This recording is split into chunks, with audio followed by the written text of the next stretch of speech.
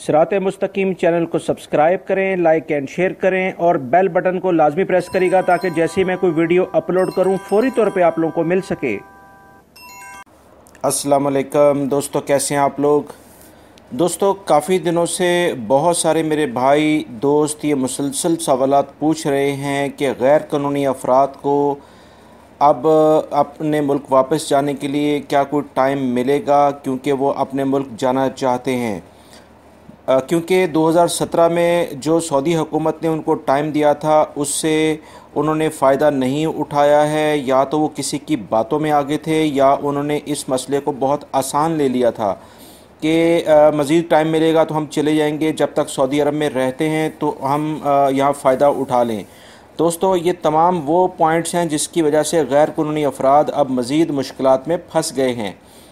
दोस्तों, आज तक की इतलात के मुताबिक पिछले 6 माह में तकरीबन 11 लाख अफराद से ज़्यादा लोग गिरफ़्तार हो चुके हैं जो कि गैर कानूनी तौर पर सऊदी अरब में मुकीम हैं और इनको पकड़ लिया गया है। अगर आप इसको इस तरह से देखें कि एक दिन में तकरीबन 6112 अफराद गिरफ़्तार होते हैं अभी तक की जो इतलात आई हैं पिछले 6 माह की, और एक घंटे में अगर आप इसको देखें तो 255 लोग गिरफ़्तार होते हैं। और अगर आप इसको एक मिनट के लिहाज से देखें तो 5 अफराद हर मिनट में गिरफ़्तार हो जाते हैं, जो कि सिक्योरिटी फोर्सेस का एक बहुत ज़बरदस्त ऑपरेशन गैर कानूनी अफराद के ख़िलाफ़ चल रहा है। इन तमाम बातों से जो इतलात अभी तक आ रही हैं, जवाज़ात की तरफ से एक ख़बर आई है जिसमें उन्होंने वाज़िया तौर पर ये ऐलान किया है कि ऐसे तमाम अफराद जो कि सऊदी अरब में गैर कानूनी तौर पर मुकीम हैं उनको जब तक सिक्योरिटी फोर्सेस का ऑपरेशन जारी है उस वक्त तक कोई भी टाइम नहीं दिया जाएगा। जब तक सिक्योरिटी फोर्सेस अपने तौर पे भरपूर तरीके से गैर कानूनी अफराद को पकड़ नहीं लेते हैं उस वक्त तक कोई ऐसा चांस नहीं है कि गैर कानूनी अफराद को कोई मज़ीद जो है वो टाइम अभी मिले। क्योंकि ऐसी तमाम इतलात जिसमें ये लोग कह रहे थे कि रमज़ान में कुछ टाइम मिलेगा और ऐसा उसके बाद को टाइम मिलेगा, तो ऐसी कोई इतलात अभी तक नहीं आई हैं। बल्कि ये ऐलान अभी आया है कि जिसमें उन्होंने ये कहा है कि जब तक सिक्योरिटी फोर्सेस का ऑपरेशन गैर कानूनी अफराद के ख़िलाफ़ चल रहा है तो ऐसी सूरत में कोई टाइम अभी नहीं दिया जाएगा।